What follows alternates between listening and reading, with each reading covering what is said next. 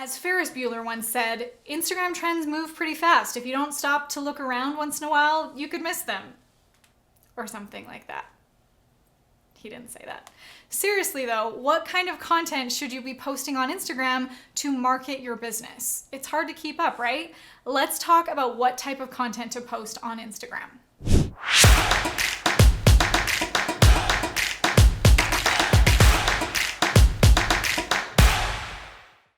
I'm going to simplify things for you today by showing you the number one type of content to post on your Instagram stories to build that know, like, trust with your audience.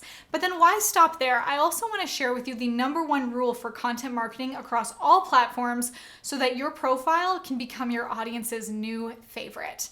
And hang on, because we're not done yet. We're also going to get into the 5 types of content to post on your Instagram feed.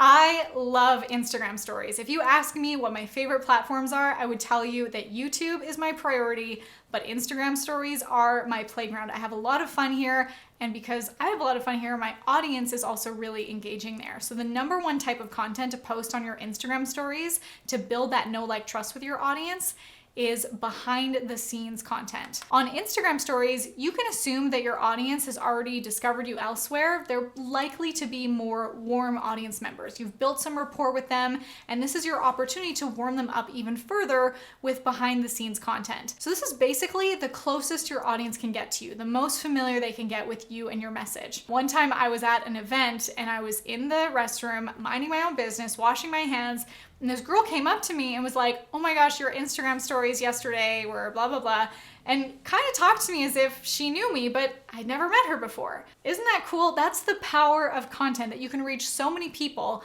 They love to watch your journey play out and they feel like they're a part of it. I love using my Instagram stories for behind the scenes VIP content because it gives you more freedom as a creator and more authority as an entrepreneur. So you can assume that the people watching or listening to you at this stage are familiar with you and your message on at least one other platform, and they've opted in to get even more intimate with your content. So your behind the scenes content can be more casual, more vulnerable, allows your audience to feel like they're getting a sneak peek or behind the curtain of you. And I've also used this to document an upcoming launch. So people got to see all the behind the scenes of me with building my business and the marketing, and it created demand before I even launched it. It's like people already had their credit cards out, eager to buy. So in day-to-day aspects, it creates a more thorough picture of you and your life, so people feel like they know you, who you are behind the scenes. So your behind the scenes content should still be intentional and purposeful. You can almost think of these stories that you tell and the different sides of yourself as like different storylines. You might notice that on TV shows that they have an A story, a B story, a C story, and so on. So think about your favorite show like Friends or Grey's Anatomy or even Keeping Up with the Kardashians. As an audience member, you get super interested as you follow one storyline, then it cuts to a commercial break, and then you're brought back to a different storyline, and in the end, everything all weaves together. Are you a fan of Instagram stories? And let me know, what do you typically showcase for your audience on your stories? Let me know in the comments below. So now that I've shared with you that I love to do this kind of behind the scenes content on my Instagram stories, I also want to make sure that you are following the number one rule for your social media and content marketing. And that's that 80% of your posts should be regular, value building, relationship building content, and 20% of it is selling. So you don't want your Instagram stories or any of your posts to always be like, "Hey, I'm selling this and you should buy this and here's this thing and you also need this," because that's inundating your audience with sales pitches. And I can probably guess for you, you'd get pretty bored of that content too. So even observe your own behavior. Who are the people that you follow, that you know, like, and trust, that you love watching their content, that it's like a must-see for you every day?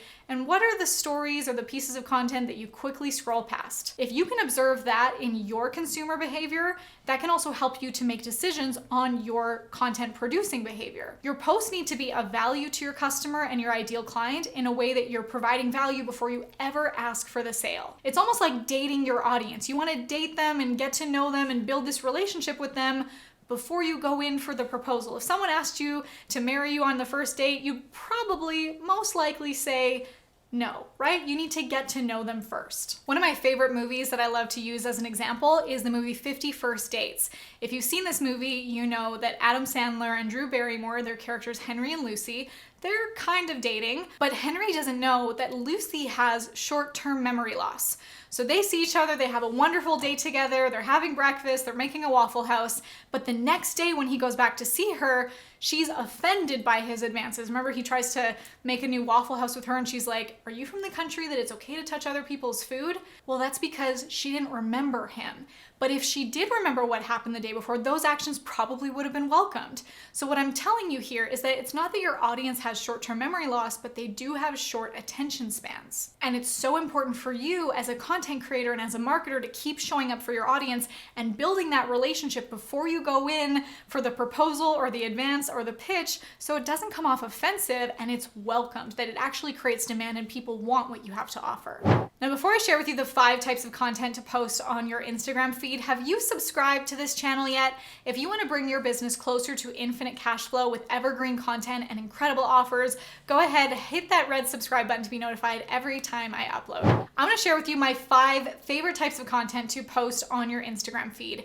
The first one is a carousel. A carousel is where you can publish multiple images or videos on one post that you can scroll through. So what I like to do in these is like ask a question on the first slide and give the answer in the next following slide. So it almost is like a hook that keeps people wanting to slide through and see more of what's to come in the next carousels. And then what I like to do is use the last slide to prompt the audience to comment or like or share or save this post. This type of post works really well for tips that you'd like to share with your audience. Like maybe you have 3 or 5 different tips that they can scroll through the different images on the carousel to get all of them. And then that last one gives them a call to action. My second favorite type of content to post to my Instagram feed are repurposed podcasts. And really, if you don't even have a podcast, you could repurpose other videos. What I like to do is have a small, enticing snippet from that podcast or video that will make them want to listen to the entire episode. So what I like to do here is grab like the most content-worthy part, the part that's going to keep them wanting more. It's almost like that cliffhanger right before a commercial break that makes you want to come back after to find out what happened. So if you can put that little snippet there that will make them want to watch the full thing, that can also redirect traffic to your videos, your podcasts, or your funnels. The third one is to repurpose a snippet of your YouTube video. So look for the best sound bites that will make them want to watch the full video. So you might grab the hook from the beginning of the video, and then what I like to do is wrap up the video with a little end screen that says, go to, and then you can link your YouTube channel to watch the full thing.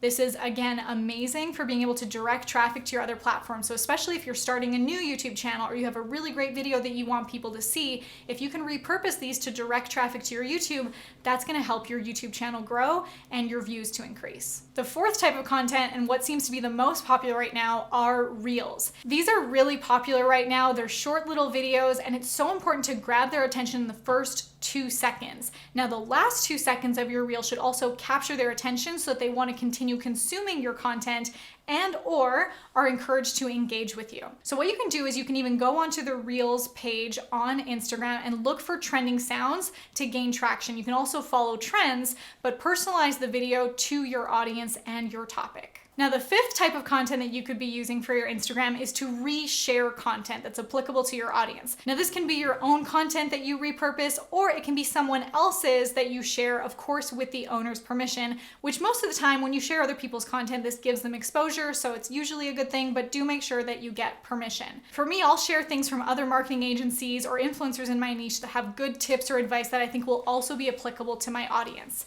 Or I also might share some behind the scenes content from other platforms that gives my audience more insight into who I am and helps form connections with them.